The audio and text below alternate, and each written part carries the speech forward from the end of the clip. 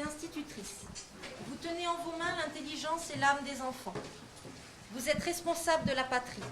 Les enfants qui vous sont confiés n'auront pas seulement à écrire et à déchiffrer une lettre, à lire une enseigne au coin d'une rue, à faire une addition et une multiplication. Ils sont français et ils doivent connaître la France, sa géographie et son histoire, son corps et son âme. Ils seront citoyens et ils doivent savoir ce qu'est une démocratie libre, quels droits leur confère, quels devoirs leur impose la souveraineté de la nation. Enfin, ils seront hommes et il faut qu'ils aient une idée de l'homme. Il faut qu'ils sachent quelle est la racine de toutes nos misères, l'égoïsme aux formes multiples. Quel est le principe de notre grandeur, la fierté unie à la tendresse. Il faut qu'ils puissent se représenter à grands traits l'espèce humaine, domptant peu à peu les brutalités de la nature et les brutalités de l'instinct, et qu'ils démêlent les éléments principaux de cette œuvre extraordinaire qui s'appelle la civilisation. Il faut leur montrer la grandeur de la pensée. Il faut leur enseigner le respect et le culte de l'âme, en éveillant en eux le sentiment de l'infini, qui est notre joie et aussi notre force, car c'est par lui que nous triompherons du mal, de l'obscurité et de la mort. Et quoi, tout cela a des enfants? Oui, tout cela, si vous ne voulez pas fabriquer simplement des machines à épeler. Je sais quelles sont les difficultés de la tâche. Vous gardez vos écoliers peu d'années, et ils ne sont point toujours assidus, surtout à la campagne. Ils oublient l'été le peu qu'ils ont appris l'hiver. Ils font souvent au sortir de l'école des rechutes profondes d'ignorance et de paresse d'esprit. Et je plaindrai ceux d'entre vous qui ont pour l'éducation des enfants du peuple une grande ambition, si cette grande ambition ne supposait un grand courage. Sachant bien lire, l'écolier, qui est très curieux, aurait bien vite, avec 7 ou 8 livres choisis, une idée très générale, il est vrai, mais très haute, de l'histoire de l'espèce humaine, de la structure du monde, de l'histoire propre de la Terre dans le monde, du rôle propre de la France dans l'humanité. Le maître doit intervenir pour aider ce premier travail de l'esprit. Il n'est pas nécessaire qu'il dise beaucoup, qu'il fasse de longues leçons. Il suffit que tous les détails qu'il leur donnera concourent nettement à un tableau d'ensemble. Ce que l'on sait de l'homme primitif à l'homme d'aujourd'hui, quelle prodigieuse transformation. Et comme il est aisé à l'instituteur, en quelques traits, de faire sentir à l'enfant l'effort inouï de la pensée humaine. Je dis donc au maître, pour me résumer, lorsque d'une part vous aurez appris aux enfants à lire à fond, et lorsque d'autre part, en quelques causeries familières et graves, vous leur aurez parlé des grandes choses qui intéressent la pensée et la conscience humaine, vous aurez fait sans peine, en quelques années, œuvre complète d'éducateur. Dans chaque intelligence, il y aura un sommet, et ce jour-là, bien des choses changeront. Jean Jaurès, La Dépêche, Journal de la démocratie du Midi, le 15 janvier 1888.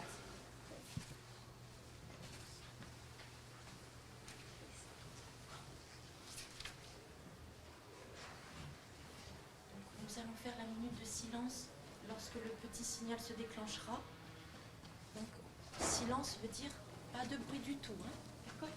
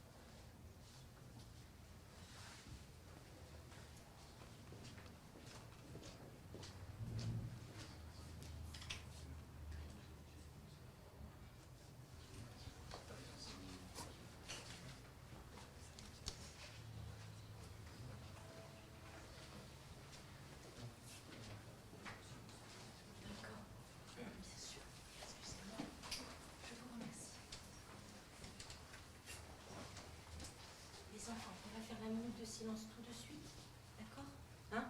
Et vous vous levez.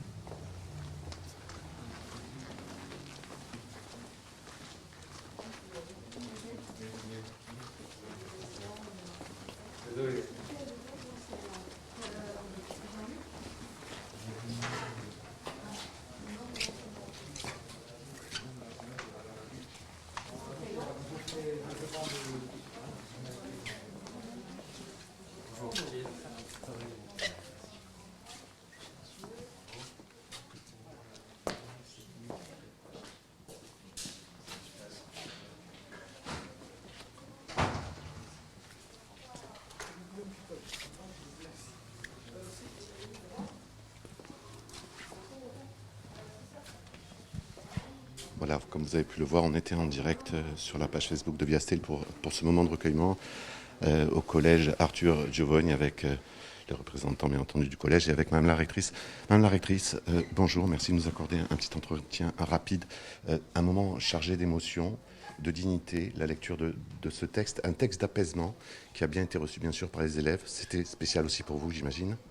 Oui, tout à fait, un moment, comme vous l'avez dit, de très grande émotion. Parce que notre communauté éducative est abasourdie par l'assassinat de Samuel Paty. Il était très important que nous puissions maintenir aujourd'hui ce moment d'hommage, de recueillement, avec la lecture de cette très belle lettre de Jules Jaurès aux instituteurs, où il est question de triompher de l'obscurantisme et de la mort. Et nos élèves ont été très attentifs à la lecture de cette lettre par leurs professeurs, et c'est en effet un moment de rare émotion que nous venons de vivre. 15 janvier 1888, cette lettre ne vise personne en particulier dans ses mots, mais on sait très bien que c'est une époque où les relations entre l'école et l'Église sont compliquées. Ce choix, bien entendu, se justifie aujourd'hui. Oui, tout à fait. Nous sommes à quelques années de la grande loi de séparation des églises et de l'État, mais comme vous le rappelez justement, c'est une période de grands troubles en 1888. Aujourd'hui, je crois que nous avons besoin d'un débat très apaisé sur ce sujet, de rappeler les grands principes qui structurent notre République et notre école, parmi lesquels le principe de laïcité, qui est d'abord un principe de tolérance, mais également le principe de liberté d'expression, qui a été l'un des tout premiers principes reconnus en 1789 et qui est le ferment d'une société libre et démocratique. Au-delà de cette lecture, de cette minute de silence, toute une séquence pédagogique va être mise en place. C'est pas juste aujourd'hui lutter contre justement cette radicalisation. C'est un programme plus long qui va s'étendre sur plusieurs mois. Oui, tout à fait. C'est un travail de tous les jours, en réalité, que conduisent l'ensemble de nos professeurs, quelles que soient les disciplines. Et le ministre a prévu que cette séquence pédagogique puisse se tenir tout au long du mois de novembre, à l'appréciation des professeurs dans le cadre d'une liberté pédagogique qui est la leur, mais en pouvant s'appuyer, le cas échéant, sur toutes les ressources pédagogiques qui ont été mises en ligne sur Eduscol. Et par ailleurs, j'ai proposé à chaque chef d'établissement de prévoir, s'il le souhaite, dans son établissement, un temps d'échange en amont pour préparer cette séquence avec l'ensemble de l'équipe éducative. Merci Madame la Rectrice. Juste, je me permets de sortir 10 secondes du cadre pur de ce moment. Beaucoup de parents aujourd'hui sont inquiets. Ils envoient leurs enfants de moins de 10 ans, de 6 à 10 ans avec un masque. Ils sont inquiets. Comment faire pour les rassurer ? Alors tout d'abord, comment ne pas comprendre les inquiétudes des parents d'élèves dans le contexte qui est le nôtre, à la fois d'une crise sanitaire et d'une menace terroriste. En effet, les élèves dès l'école élémentaire doivent porter le masque depuis ce matin, tant dans les espaces extérieurs que les espaces clos de leur école. C'est une mesure que le ministre avait envisagée dès la rentrée, dont nous avions pu retarder en quelque sorte l'échéance, mais il était bien prévu qu'en cas de dégradation de la situation sanitaire, le port du masque deviendrait obligatoire à compter de l'école élémentaire. Et donc nous avons dû y procéder pour renforcer l'ensemble des mesures sanitaires prises dans les écoles. Merci Madame la Rectrice. Merci.